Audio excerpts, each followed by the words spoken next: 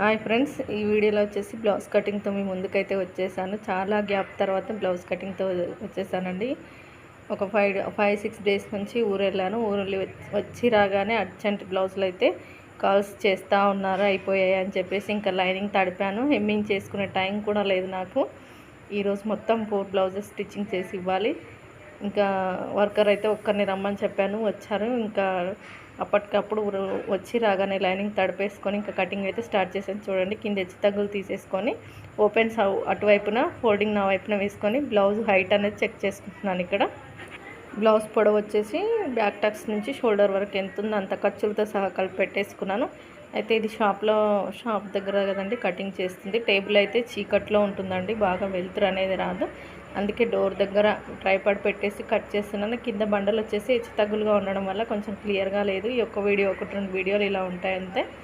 మళ్ళీ అలా లేకుండా చూసుకుంటున్నాను. చూడండి, బ్లౌజ్ పొడవు చూసేసుకొని నడుం లూజ్ మనం మధ్యలోకి పట్టేసుకొని టైట్ కుట్టు వరకు ఒక డాట్, ఎక్స్ట్రాగా 1 ఇంచ్ టక్స్ కోసము ఎక్స్ట్రా 2 ఇంచెస్ అయితే డాట్స్ పెట్టేశాను. చూడండి, ఇక్కడ నేను ఇది నడుం లూజ్ ఎంత అనేది మనం టైట్ కుట్టు వరకు టక్స్ పెట్టాం కదా, అక్కడికి చూసుకుంటే నాకు 8 ఇంచులు వచ్చింది. 8ని 4 భాగాలుగా చేసుకుంటే ఎంత 32 ఇంచెస్. 32 ఇంచెస్ అంటే 8 ఇంచులకు 1 ఇంచ్ కలుపుకొని చెస్ట్ లూజ్ కూడా పెట్టేసుకొని లైన్ అయితే వేసేసుకుంటున్నాను. ఇక్కడ చూస్తున్నారు కదా, చెస్ట్ వచ్చేసింది. ఫుల్ షోల్డర్ వచ్చేసి 5.5 పెట్టేశానండి. చంక డౌన్ వచ్చేసి 6 ఇంచులు పెట్టేశాను. మనకి 8 ఇంచులు రావాలి ఆమ్ రౌండ్ వచ్చేసి, అందుకని పెట్టేసి ఇక్కడ ఎల్ షేప్ అయితే ఇచ్చేసాను. 1.5 ఇంచుకు షేప్ అయితే ఇచ్చేసుకుంటున్నాను. ఇక్కడ ఒకసారి చెక్ చూసుకుందామని చెప్పేసి పైన ఖర్చు కొద్దిగా వదిలేసుకొని పెట్టుకొని చూసుకున్నాను నేను. చూడండి, ఇక్కడ నాకు కరెక్ట్గానే వచ్చింది, 8 ఇంచెస్ వచ్చింది. కానీ నేను ఎందుకో మరి మళ్ళీ ఒకసారి పైకి లైన్ వేసాను ఇక్కడ వీడియో దగ్గర. అయితే చూడండి, నేను మళ్ళీ చెక్ చేసుకొని మళ్ళీ ఒక 1/4 ఇంచ్ పైకి పెట్టాను. నేను 7.5 అనుకుంటూ కట్ చేశానండి. ఆమ్ రౌండ్ వచ్చేసి 7.5 అనుకొని కట్ చేస్తూ ఉన్నాను, ఎటో ఆలోచిస్తూ. నాలాగే ఎటో ఆలోచిస్తూ మీరు మాత్రం కట్ చేయకూడదు. 7.5 రావట్లేదని మళ్ళీ 1/4 ఇంచ్ పైకి పెట్టాను. అరే ఇది కాదు కదా, ఇది 8 ఇంచెస్ కదా ఆమ్ రౌండ్ వచ్చేసని గుర్తు చేసుకొని మళ్ళీ ఒకసారి సైజ్ బ్లౌజ్ అయితే చెక్ చేసుకుందామని చెప్పేసి నేను అప్పటికప్పుడు మళ్ళీ సైజ్ బ్లౌజ్ చెక్ చేసుకుంటే 8 ఇంచులు వచ్చిందండి. ఆమ్ రౌండ్ వచ్చేసి 8.5 ఇంచులు వచ్చింది. 8 కాదు, 8.5 ఇంచులు వచ్చింది.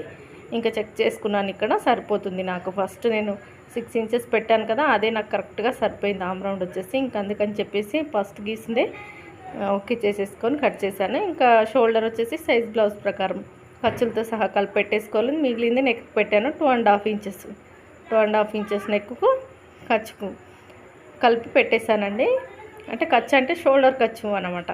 చూడండి, ఖర్చుకు సరిపోతుందా, షోల్డర్ కరెక్ట్గా ఉందా లేదా అని చూస్తే కరెక్ట్గా ఉంది, సరిపోయింది. ఇప్పుడు వచ్చేసి బ్యాక్ నెక్ చెక్ చేసుకుంటున్నాను. ఇక్కడ బ్యాక్ నెక్ వచ్చేసి బ్యాక్ సైడ్ ఉంటుంది కదా, 2 నడుము భాగాలు సమానంగా పట్టేసుకొని నెక్ మడిల్లో మడిచేసుకొని ఖర్చుతో కలిపి డాట్ అయితే పెట్టేసుకొని కింద పైన లైన్ వేసేసాను. చూడండి, స్ట్రైట్ లైన్ వేసి రౌండ్ షేప్ అయితే ఇచ్చేసాను. ఈ సైజుకి వచ్చేసి కింద 2.5 పైన 2.5 సరిపోతుంది. బ్యాక్ టక్స్ వచ్చేసి షోల్డర్కి ఎదురుగా పెట్టేసుకున్నాను. చూడండి, ఇప్పుడు నేను అర్జెంటుగా స్టిచ్చింగ్ చేయాలన్నమాట. అందుకని చెప్పేసి నేను ఇంకా మీకు ప్రతిదీ కొలత అయితే చెప్పకుండా కట్ చేస్తున్నాను. నేను ఎలా కట్ చేస్తున్నాను అనేది కూడా చెప్తున్నాను మీకు. చూడండి, ఎలా అయితే డ్రాయింగ్ వేసామో అలా నీట్గా కట్ చేసుకోవాలి. ఇది వచ్చేసి నేను లైనింగ్ ఐరన్ చేయలేదండి. ఖచ్చితంగా బ్లౌజ్ స్టిచ్చింగ్ అయిపోయిన తర్వాత ఐరన్ చేస్తాను, ఎందుకంటే ఇలా ముడతలుగా ఉంటే బాగుండదు కదా. ఐరన్ చేసి ఇస్తాను ఇంకా బ్లౌజ్ అయిపోయిన తర్వాత. చూడండి, ఇక్కడ మొత్తం కట్ చేసుకున్నాను. బ్యాక్ పార్ట్ అయితే అయిపోయింది మనకి. ఇప్పుడు వచ్చేసి హ్యాండ్స్ కట్ చేస్తాను. చూడండి, టక్స్ అయితే పెట్టేసుకుందాం. ఇంకా దీనికి ఎక్కడంటే బ్యాక్ టక్స్ వేసే దగ్గర సైడ్ కుట్ల వైపున ఆమ్ రౌండ్ దగ్గర ఆమ్ రౌండ్ టైట్ కుట్టు దగ్గర కూడా ఒక టక్స్ అనేది పెట్టేసుకుంటే మనకు కుట్టేటప్పుడు ఈజీగా ఉంటుందన్నమాట. చూడండి, పెట్టేసాను, అయిపోయింది. ఇప్పుడు వచ్చేసి హ్యాండ్స్ కట్ చేస్తున్నాను. చూడండి, ఇక్కడ ఇలా 4 ఫోల్డింగ్స్ హ్యాండ్స్ వేసేసుకొని పైన హెచ్చు తగ్గులుగా ఉంది కదా, హెచ్చు తగ్గులు ఒక్కొక్క లైన్ అనేది చూసి స్ట్రైట్గా వేసేసుకొని హెచ్చు తగ్గులు అయితే తీసేయాలి. హెచ్చు తగ్గులు మొత్తం తీసేసుకొని హ్యాండ్ పొడవు ఎంత ఉందో అంత పెట్టేసుకుంటే సరిపోతుంది.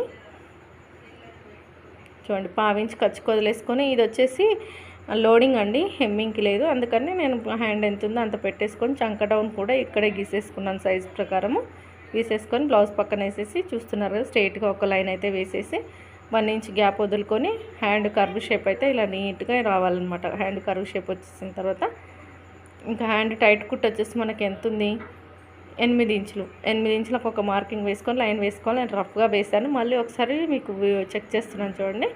8 ఇంచులు అనేది 8.5 ఇంచులు అంటే 8.5 ఇంచులు అయితే వచ్చేసింది. అండ్ టైట్ కుట్ వచ్చేసి 6 ఇంచులు పెట్టేసుకొని లైన్ అయితే వేసుకున్నాను. ఇది హ్యాండ్ కటింగ్ అండి, చూస్తున్నారు కదా. మీకు హ్యాండ్లా కనిపించడానికే నేను ఇలా లైన్స్ అనేది సైడ్కి వేసి చూపించాను. అయిపోయింది, హ్యాండ్ కటింగ్ అయిపోయింది. ఇక్కడ జెయింటింగ్ ఉంది కదా ఒక పొర, అది ఓపెన్ చేసేసుకొని మన హెచ్చు తగులుంటే తీసేసుకున్నాను. షోల్డర్ దగ్గర టక్స్ ఇచ్చేసుకొని ఇప్పుడు మనకు నాలుగు భాగాలుగా ఉన్నాయి కదా, వాటిని 2 భాగాలుగా చేసేసుకొని ఆమ్ రౌండ్ లోతు అయితే తీసేస్తున్నాను చూడండి. ఇక్కడ 3/4 ఇంచు లోతుతో పైన 1 ఇంచ్ వదిలేసుకొని చంక టైట్ కుట్టు మధ్యలో 3/4 ఇంచు లోతు అయితే తీసేసాను. హ్యాండ్స్ అయితే అయిపోయింది. ఇప్పుడు వచ్చేసి ఫ్రంట్ పార్ట్ చూడండి. ఫ్రంట్ పార్ట్ ఎలా కట్ చేస్తాను అనేది క్లియర్గా చూడండి. ఇక్కడ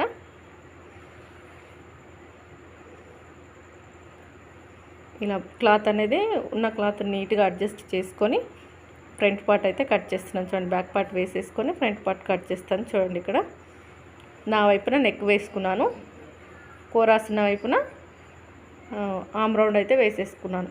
చంక భాగం అనేది ఎప్పుడు కోరాసిన వైపు వేసి నెక్ అనేది లోపల వైపు వేసుకుంటే ఫుల్ క్రాస్ వచ్చి బ్లౌజ్ అనేది ఫినిషింగ్ బాగుంటుందండి. కుట్టిన తర్వాత కూడా నీట్గా అనిపిస్తుంది అనమాట.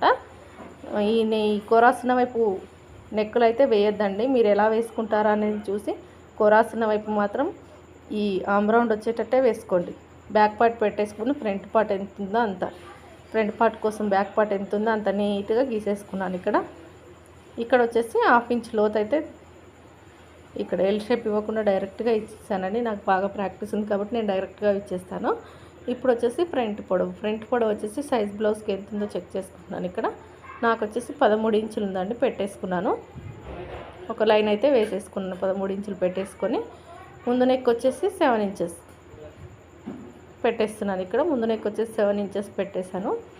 ఇంకా ఉక్స్ పట్టి వచ్చేసి 4 ఇంచులు కుట్టిన తర్వాత ఉంది. కుట్టిన తర్వాత 4 రావాలంటే మనం 5 ఇంచులు పెట్టుకోవాలన్నమాట. 5 ఇంచులు అయితే పెట్టుకున్నాను చూడండి. ఇక్కడ పెట్టుకొని డాట్స్ అయితే చూపిస్తున్నాను చూడండి. 2.5 ఇంచులకు ఒక డాటు, 2.5 ఇంచుల పొడవుతో 2 ఇంచుల గ్యాప్తో డాట్ అయితే వేసేసుకోవాలి చూడండి. డాట్స్ గీసి చూపించే కంటే స్టిచ్చింగ్ చేసి చూపిస్తే మీకు బాగా అర్థమవుతుంది.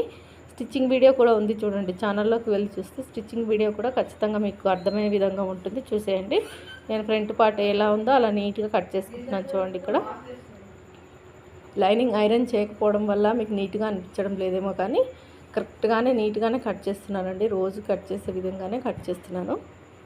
ఇలా నీట్గా మనం ఎలా డ్రాయింగ్ వేస్తాం అలా కట్ చేసుకొని ఇప్పుడు మనకి ఇక్కడ నెక్ దగ్గర కొంచెం క్లాత్ ఎక్కువగా ఉంది, నేను తీసేస్తున్నాను. ఇప్పుడు వచ్చేసి డాట్స్ వేసే దగ్గర టక్స్ పెట్టేసుకుంటున్నాను చూడండి. ఇక్కడ 2 సైడ్స్ సమానంగా రావాలంటే ఇలా కట్స్ పెట్టుకోండి. పెట్టుకున్న తర్వాత మార్కింగ్ వేసి పెట్టుకుంటే మీకు నీట్గా వస్తుందన్నమాట. చూడండి, ఎలాంటి మార్కింగ్ లేకుండా ఎలా వేయాలో మీకు నేను ఒక వీడియోలో అయితే క్లియర్గా చూపిస్తాను. మార్కింగ్ లేకుండా కరెక్ట్ షేప్ వచ్చేటట్టు ఎలా వేయాలనేది. ఇప్పుడు వచ్చేసి క్రాస్ బెల్ట్లు వచ్చేసి మీరు బ్యాక్ పార్ట్ మీద ఫ్రంట్ పార్ట్ పెట్టి ఉక్స్ సైడ్ ఎంత ఉంటుంది, సైడ్ వైపున ఎంత ఉంటుందని చెక్ చేసుకోండి. ఉక్స్ సైడ్ వచ్చేసి 3 ఇంచెస్ ఉంటుంది, మిడిల్లో వచ్చేసి 2 ఇంచెస్, ఎడ్జ్కి వచ్చేసి 2.5. ఇంత అయితే ఎవరికైనా సరిపోతుందండి. ఎవరు క్రాస్ బెల్ట్ అయినా ఇంతే ఉంటుంది, ఇంతకు మించి అయితే ఉండదు. క్రాస్ బెల్ట్ కూడా కట్ చేశాను చూడండి. ఇప్పుడు వచ్చేసి మెయిన్ ఫ్యాబ్రిక్ క్లాత్ అయితే కట్ చేస్తాను చూడండి. ఇక్కడ వచ్చేసి నీట్గా ఫ్లోర్ అనేది నీట్గా ఉండదండి, బండలు అవి. ఇంకా ఇంట్లో అయితే నీట్గా కట్ చేసి చూపించవచ్చు, కాకపోతే అర్జెంటుగా ఇచ్చేవి కదా, ఇంకా ఇంట్లో వీడియో తీసేటంత టైం లేక ట్రైపాడ్ ఇక్కడికి తెచ్చుకొని వెళ్తురు ఎక్కడ వస్తుందా అని చూస్తే డోర్ దగ్గర వచ్చింది, ఇంకా అక్కడే పెట్టేసుకొని కట్ చేస్తున్నానండి. ఇక్కడ చూడండి, ఇలా వీళ్ళు ఎక్కువగా లావుగా ఉంటారు కాబట్టి ఖచ్చితంగా సైడ్స్కి అయితే జాయింట్ పడుతుంది. అటొక హ్యాండ్ ఇటొక హ్యాండ్ వేసి తీయొచ్చు, కాకపోతే హ్యాండ్స్ అనేది పొడవు ఎక్కువగా పెట్టుకున్నారండి. 10 ఇంచెస్ వరకు ఉంది, అందుకని చెప్పేసి నాకు క్లాత్ సరిపోదని ఇలా తీసాను. చంకల దగ్గర అయితే జాయింట్లు అయితే పడతాయి, ఇంకా వేసేసి కుడదాంలే అని తీసేసాను. అలాగే నా వీడియోలు కనుక మీకు నచ్చినట్టయితే ప్లీజ్ లైక్ చేయండి, షేర్ చేయండి, సబ్స్క్రైబ్ చేసుకోండి. ఛానల్ని సబ్స్క్రైబ్ చేసుకుంటానని అనుకుంటున్నాను. చూస్తున్న ప్రతి ఒక్కరైతే చిన్న లైక్ అయితే ఇవ్వండి. Thank you so much.